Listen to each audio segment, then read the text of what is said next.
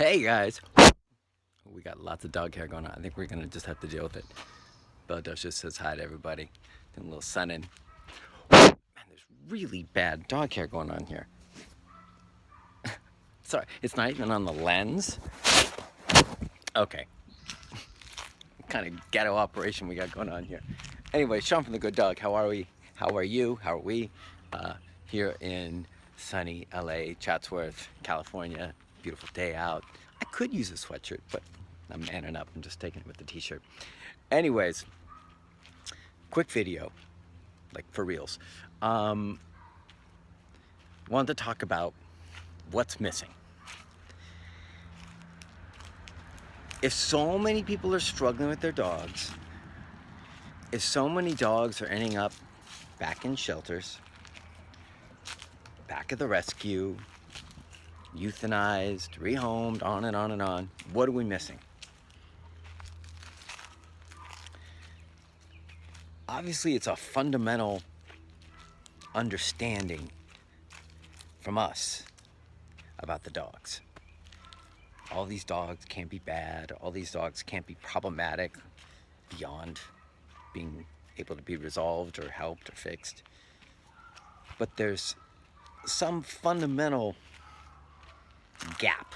There's some fundamental chasm between our species and how we hang out and live with and emotionally connect, what we get out of the relationship with our dogs, and what we provide for the relationship with our dogs. As someone who's come from the other side of the tracks, my guys early on, if anybody knows my story, knows that I did it all wrong, and that's why I know what's missing. Inside scoop. So I did it all wrong by the typical means, which is not understanding what my dogs needed and thinking I did. But really, I was just kidding myself. I was doing stuff that felt good, that resonated with my fantasies of dog ownership and what dogs should be like, what they should be capable of, what they should come knowing out of the box, pre-assembled, all that stuff. I figured they would know what recall was. I figured they, it's almost like we miss this fundamental piece that we understand so completely with our kids, most of us, that if we don't teach them how to do stuff, teach them right, teach them wrong, teach them skills, teach them how to move through life and do things, that they won't know. We understand that, like I said, most of us, we understand that if we don't teach our kids this stuff, they're going to struggle and they're going to be a wreck and they're going to be a mess. We don't expect them to come out of the womb fully assembled mentally, emotionally, skill set wise, education wise. So we put them through school and we teach them through life. We teach them yes, we teach them no, we teach them what we want, we teach them how to do things better, how to avoid things that are going to be problematic or dangerous. We're constantly educating them. So we have this fundamental understanding for our own species of what it takes for them to be successful. And then we get this other species to come hang out with us, also known as dogs. And they come into our family, and we call them family, and we, for the most part, treat them like family, except in the one respect that they really need the most, which is teaching them like family in the same way that you would teach your kids. Not the exact same way, of course, but in the fundamental understanding of what their needs are, knowing that they don't come fully assembled, fully understanding what's right, what's wrong, how to do things, how to self-regulate, how to calm down, how to relax, how to not jump, how to not mouth, how to not run away, all that stuff. They don't know that stuff. But for some reason, we don't, for the most part, I mean, some folks are really heavy into training and do a lot of work and invest a ton of time and do great stuff with their dogs because they get this part. But it's just astounding the the volume of the population of the dog owning world that doesn't get this, what seems like a pretty simple component of having a successful relationship with our dogs. Like I said, I've been there, so I'm not judging. I'm just trying to bring a point to life that's kind of an astounding one. And both for me, like, I've really analyzed where I came from with it. A lot of it is ignorance. A lot of it was not having myself in the right space mentally, leaning on my dogs emotionally, which is a big cause of it. But those are kind of like, in a lot of ways, to me, the more obvious ones. The less obvious one, or the one that doesn't seem to get talked about as much, is this just basic understanding of that they don't come knowing, they don't come understanding, and that's your job. Your job, if you're going to be a parent, you know, a dog father or a dog mother or an auntie or an uncle or whatever it's going to be, you got to understand that they don't come knowing this stuff.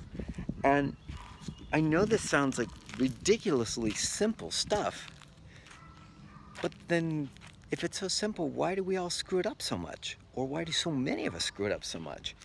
I think it's a really fascinating thing to think about, and I think if we gave it more thought, I think if it became more of a conscious responsibility, conscious understanding and a conscious responsibility, we'd probably reduce 90% of the like surrendered, euthanized, rehomed, unwanted, locked in the backyard dogs.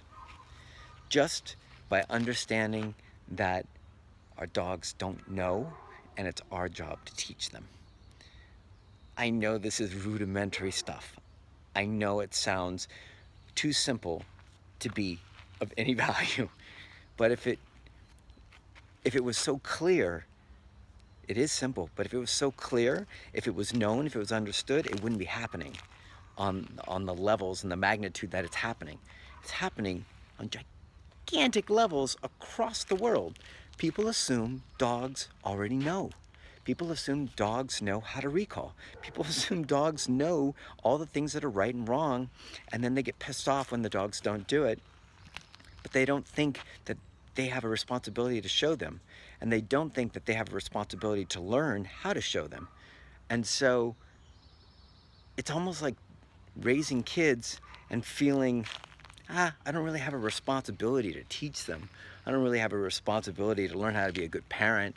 I don't really have a responsibility to them to make sure they know how to function at the highest level.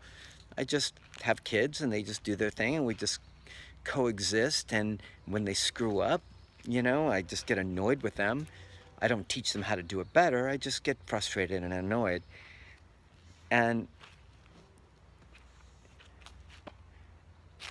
Bell with the ball. And in a world of such an amazing amount of dog lovers and people that desire to have dogs in their homes, the fact that this is still what I would say the most common space that most people are in is flabbergasting.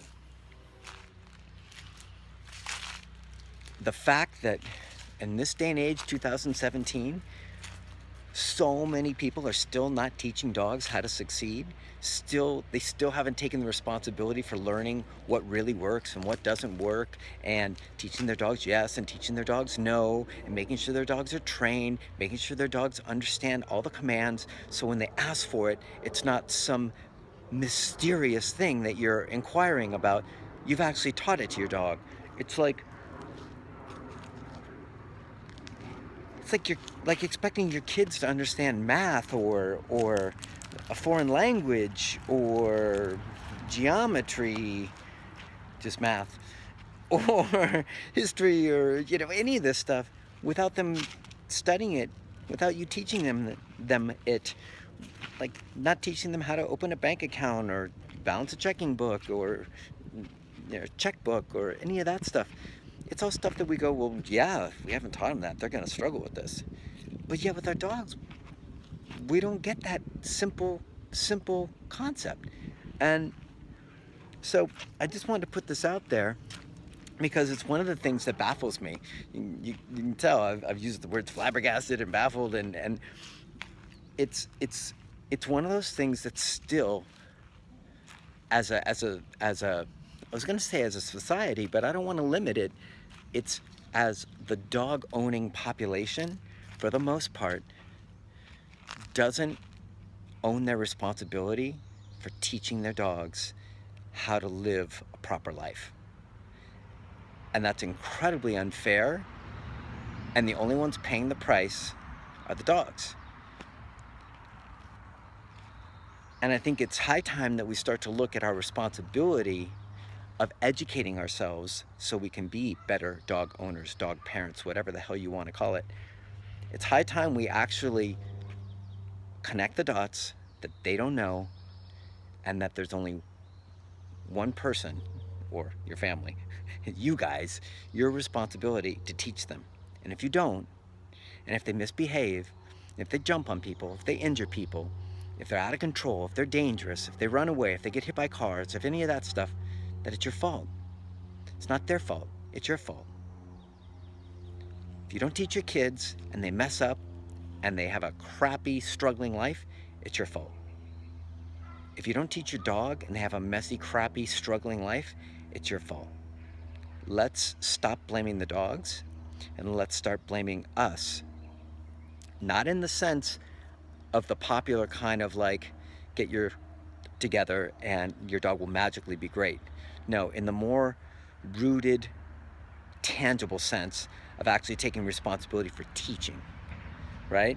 Yes, you should do your work. Yes, you should be the best you can be. Yes, us being solid and grounded and healthy up here are going to help our dogs. But I'm talking about the other piece of this, the actual tangible action of teaching your dogs and taking responsibility for that teaching, taking responsibility for educating yourself, and then taking responsibility for educating your dogs. And if you're not doing it and your dogs are misbehaved, it's your fault. Stop blaming your dogs. Start blaming you, because they don't come out of the package knowing how to move through this world. They don't get our language. They don't understand the words. I like to call it magic words. Like, they don't get come, sit down. They don't have that genetically coded. They need to be taught. They need to be taught all the rules that you want in your house, what you want them to do, what you don't want them to do. They don't know any of that stuff until you teach them. So, on that note, let's take responsibility, guys. We love these guys. We love these dogs so much. We want them such a part of our lives. We care about them so much with all the fun stuff and the things that are, fun to do, and buy them treats and give them love. All the things feel great and that are easy, and like all the good stuff for us. What about the hard stuff? What about the teaching? What about the parts where you have to like spend time? Not doing the fun stuff. Spend time learning. Spend time in classes. Spend time in training. Spend money, resources, effort. You don't get good stuff without effort. You don't get a good dog without effort. So with that, I'm going to let you guys go. At the 13-minute mark. I swore it was going to be a 7-minute video. Anyways, I hope that sheds some light or causes some consternation or some questioning. I hope you examine your relationship with your dog. If you're doing a kick butt job, if you've got a great situation, if you put the time into training, if you put the time into educating yourself, then I'm super proud of you. And if you haven't, and if your dog's struggling, and if your family's struggling with your dog, and things are bad, let's take responsibility for them not knowing what the hell's going on. They're not bad dogs. They just don't know. You haven't taught them. You get it? It's not their fault. Just like it wouldn't be your kid's fault. Like, let's connect these dots, right? Want to be dog parents? Be dog parents, but be good ones. All right? All right, guys. Sean from The Good Dog. Angry Sean. Checking out. Hope you guys are well. Have an awesome day. Talk to you soon.